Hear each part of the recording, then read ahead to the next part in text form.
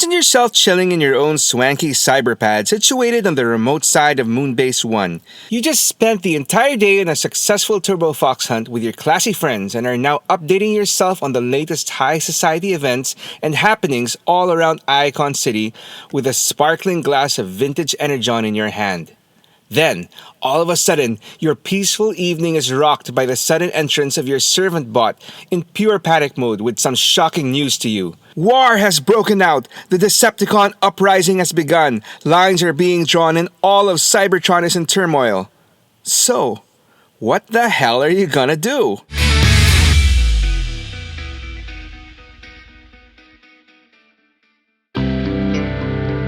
In almost every expanded and detailed iteration of the Transformers, one thing is almost often constant as a basic setup to the story. Before the Great War between the Autobots and Decepticons, the planet Cybertron was like any other planet, with its own sentient and intelligent race of inhabitants. Cybertron had its own government and thriving economy. It had its leaders, both benevolent and self-serving, and of course, its citizens, which based on either their function or ability, or by birthright, could be classified as lower, middle, or upper class. Before joining up with Optimus Prime and his Autobots, Mirage belonged to the upper class. He was a member of the more affluent Cybertronian society, what we would view as coming from old money. These were the smallest percentage of Cybertronians who had no worries in the world except where their next social event would be held, who would win the next grand race, or how many Turbo Foxes they could bag in the next hunt. He had no care for world conquest or even the growing struggles between the overexploited lower class and the corrupt government. As long as he had his steady supply of fun and entertainment, he was content. Unfortunately, the Great Cybertronian War was a planet-wide event and affected all inhabitants of Cybertron regardless of class. And so all of a sudden, the carefree life of Mirage was over and he found himself having to pick a side. After a life of luxury, he was forced to take up arms and fight for a cause he previously cared little about. It would be like some high-profile socialite like Kim Kardashian being forced to take up a gun and going off to war. Ultimately, he chose to side with Optimus Prime, but because of his background, he never truly felt he could relate with all his commoner, rough-and-tumble comrades. From the start, he made it known that the war was beneath him and would often look down at the violence that came with it, viewing it as uncivilized and not fitting for someone as classy as himself.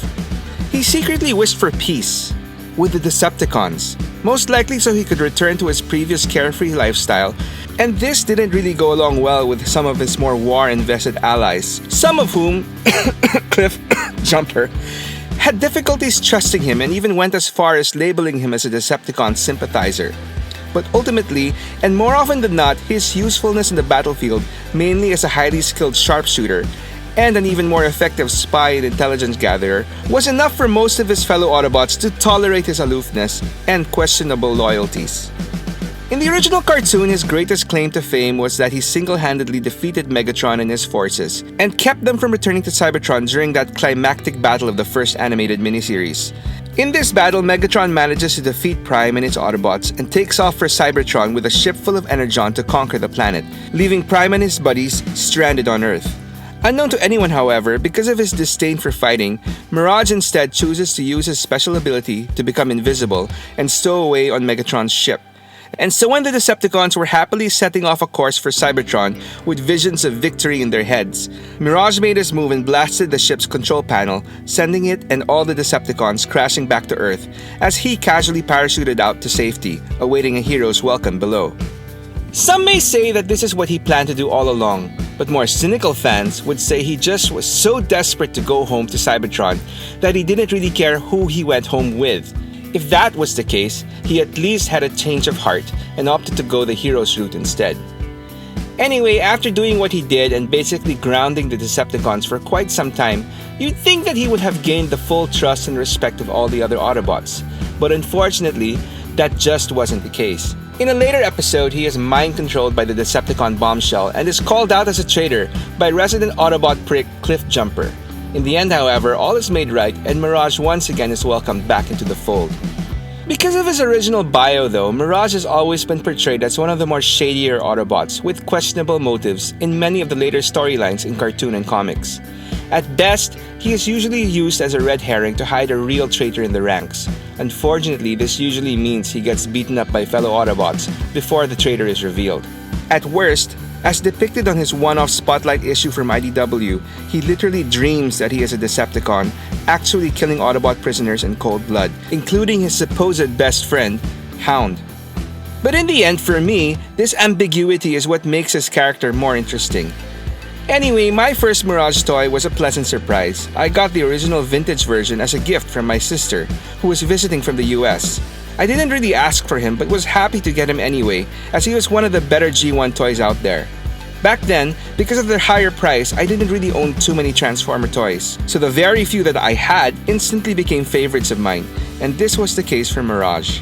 In 2006, Hasbro would release two really cool updates for Mirage. The first would be a part of their alternators line aimed at older collectors. The selling point here was that the toys transformed into officially licensed vehicles. In this case, Mirage transformed into a sleek blue Ford GT, complete with opening doors, engine bay, and trunk, a realistic interior as well as rubber tires.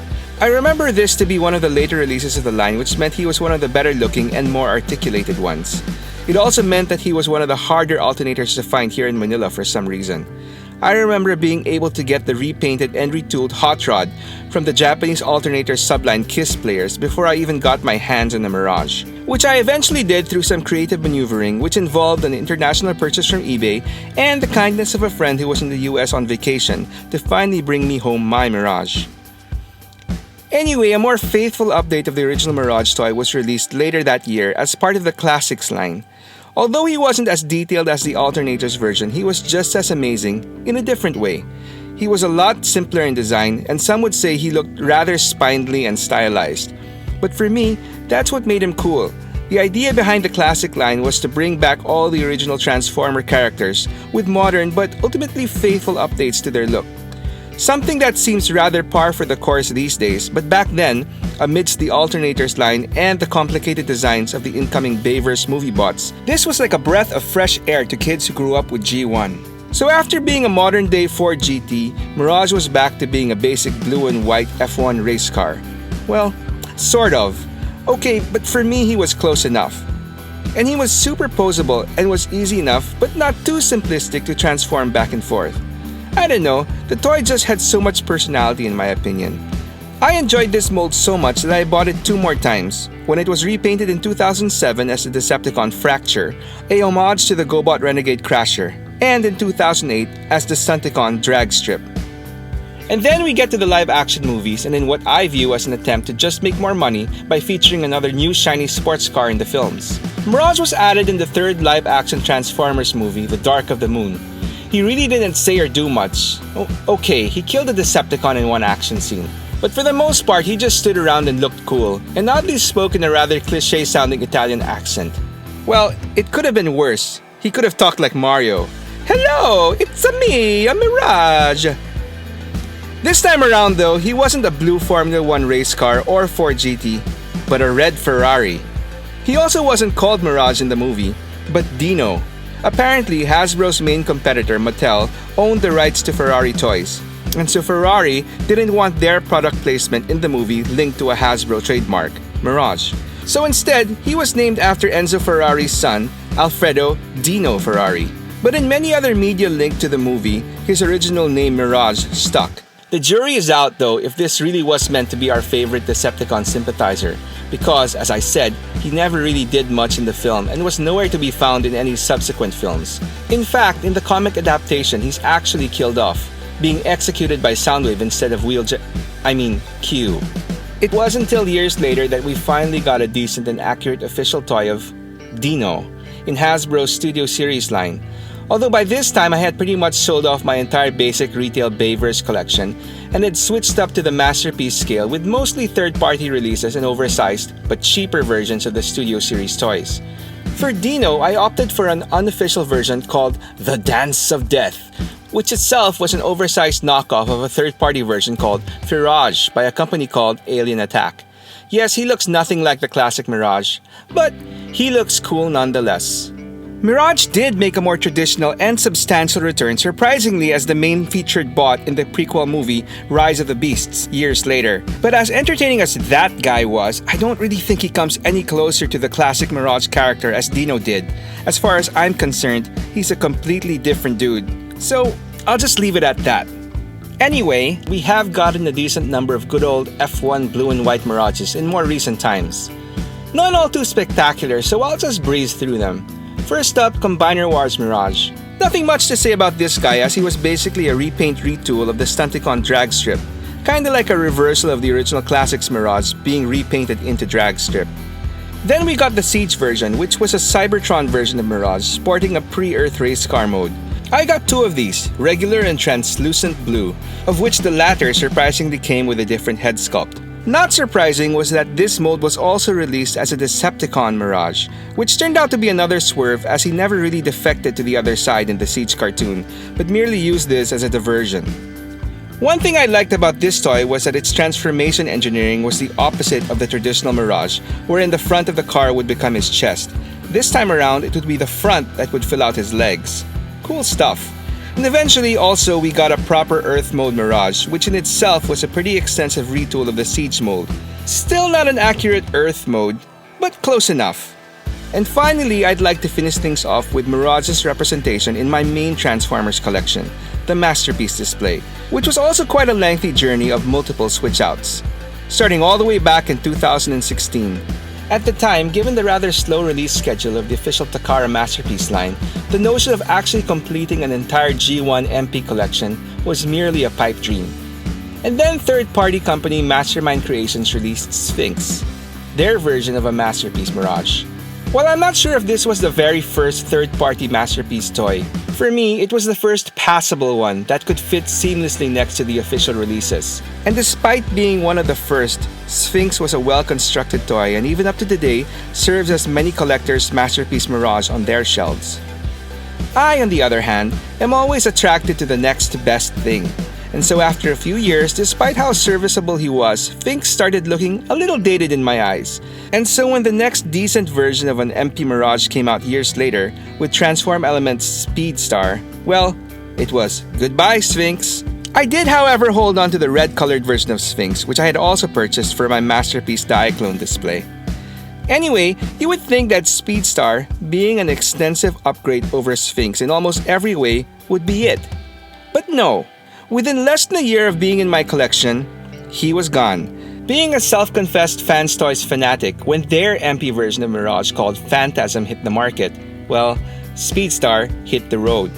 To be fair though, while Speedstar makes up for an excellent choice, with some actually liking him over Phantasm, for me, Phantasm wins out. I actually prefer his less fiddly design and transformation, which is quite the accomplishment for Fans Toys, who in general is usually known for having some of the more involved engineering.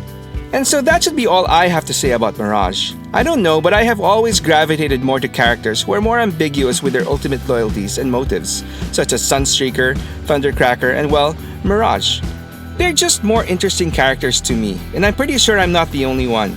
Hopefully, Hasbro will wisen up and focus more on these guys rather than the overly used Primes, Megatrons, and Bumblebees. So are there any other fans of this old money, high society, turbo fox hunting, Decepticon sympathizer, suspected traitor, Kim Kardashian with a gun?